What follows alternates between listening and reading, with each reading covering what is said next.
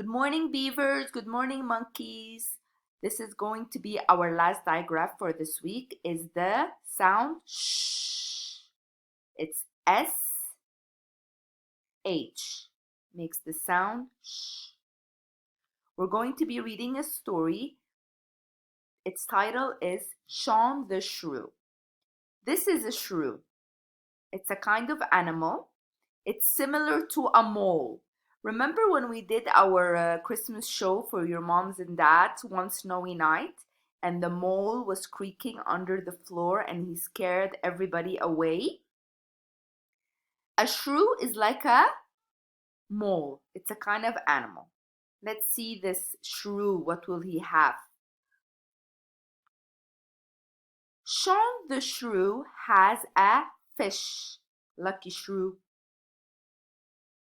Shaun the shrew has a ship to sail away and find the chest that we found on the bench.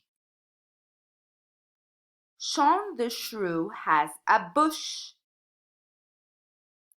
Shaun the shrew has a rash. Oh no, he's sick. Shaun the shrew has a shirt.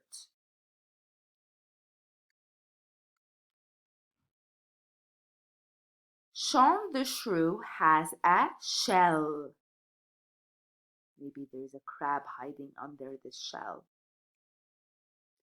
Those were the words we read in the book. Fish, ship, bush, rash, shirt, shell. There are some words beginning with sh and ending with sh. Now it's your turn again to write me words starting with sh and ending with sh. Now, boys and girls, you took 3 diagraphs this week. The th sound, the sh sound, and the ch sound. I want you to try to read the 3 books, and I'm sure you can do it on your own. And I miss you very much, and I hope to see you soon. Me and Miss Minna.